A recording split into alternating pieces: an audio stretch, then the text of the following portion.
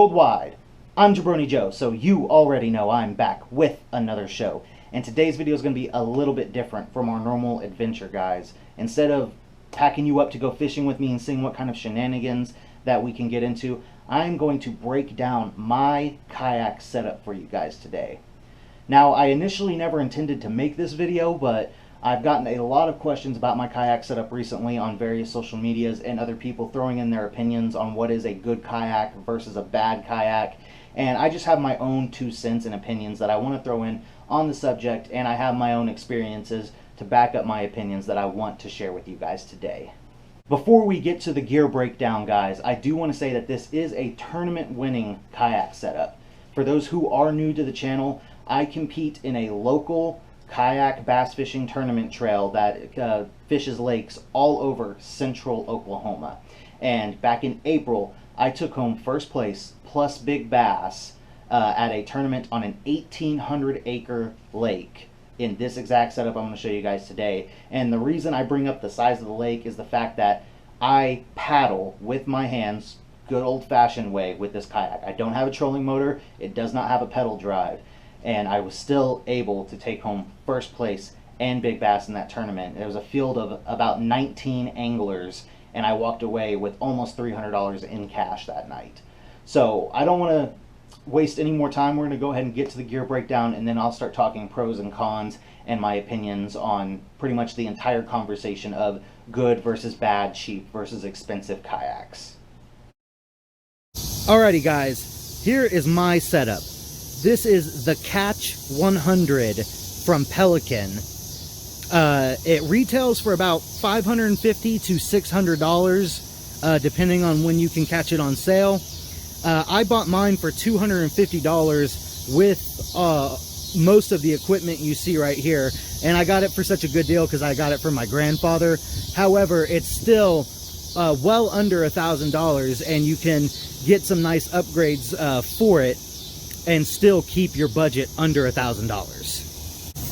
So it has this ergo cast seat. It's pretty comfortable. I wish I had a little more cushion, but it's not too bad. And it does strap in right here, so it keeps the seat rather secure. This is the net that I use. It's like a cheap $20 net from Academy. If it's not sitting between my legs right up here, that's where I keep it stuffed, and it's actually pretty smooth and easy to get it out. There's my paddle. The paddle came with it when I bought it from my grandfather, but it's an Ascend tournament paddle. I think those retail for somewhere between $60 and $75. This milk crate I found outside of a bakery, so most of the time you can find them for free, but you know, you can also buy them for fairly cheap if you check places like Facebook Marketplace and Craigslist.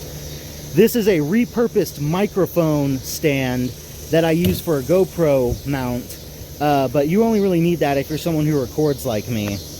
And for storage, I actually do just keep it bike chained right outside my house because I don't have anywhere in the house, and I don't have a garage, and I don't have a shed yet.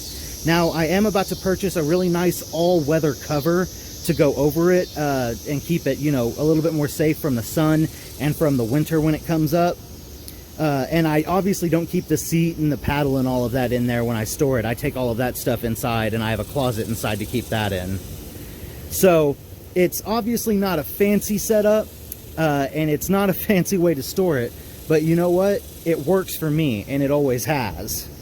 We are not going to go over tackle, rods, and all that type of stuff, because that really is a whole other conversation on how much you want to spend on tackle. We're really just focusing on the actual kayak setup itself. I do have an anchor trolley kit that my uncle bought for me a few months ago, but I need to go out and buy a new anchor, and then I need to go out and get some marine sealant so I can go ahead and get that installed. I just haven't gotten around to it, so probably when the fishing season slows down a little bit, I'll try to make time for that. Alrighty guys, so as far as pros and cons of my kayak setup, let's start out with the things that I love about my kayak.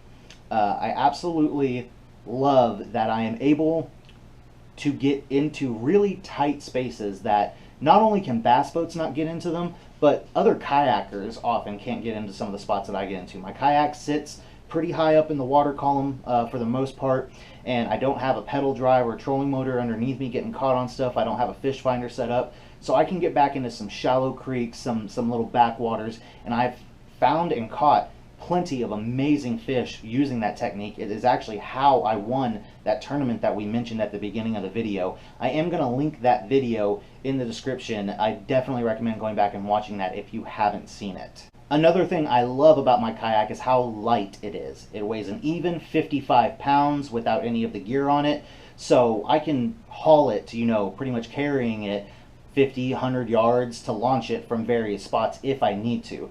I do look for the most convenient place to launch, but if the boat ramp is all backed up and I'm waiting for people to load, I can park right next to the boat ramp and just kind of launch from anywhere. And I've done it on several occasions while other people had to wait their turn with their trailers. And of course, one thing that anyone loves about the Pelican kayak line is that they are just very affordable. They're very budget friendly, and they're definitely great for people who just are trying to dip their toe into that kayak market.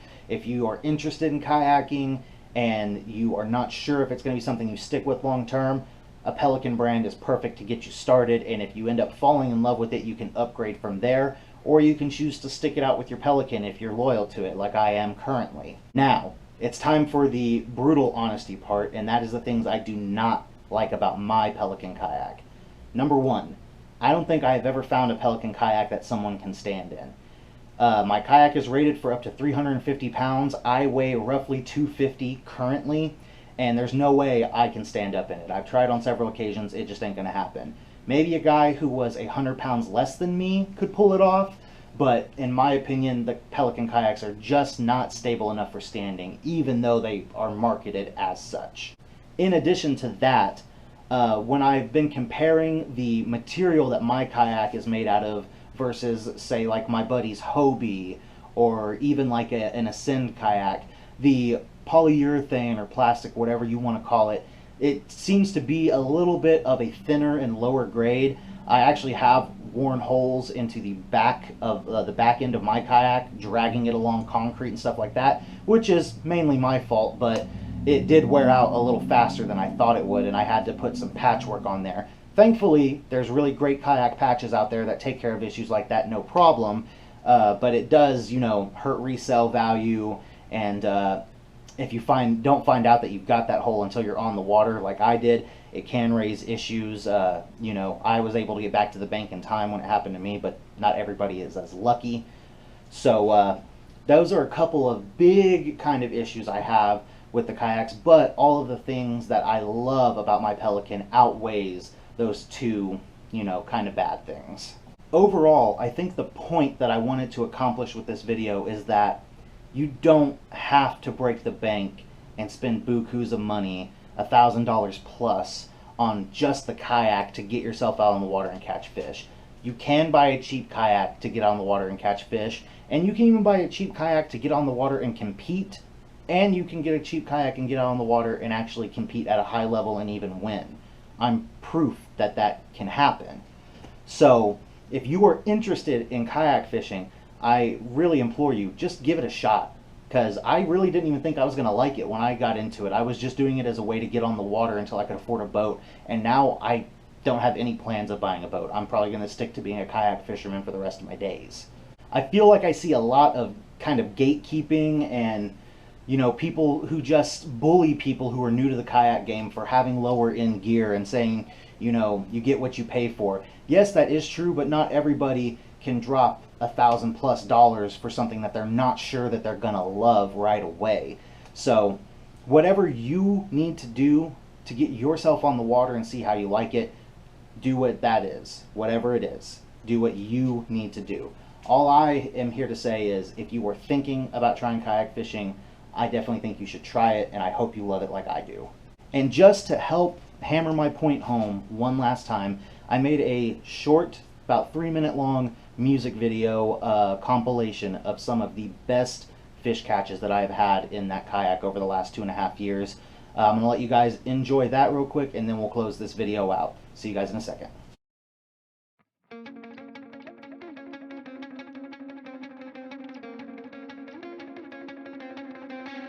So let's stop these words, we don't need to say what just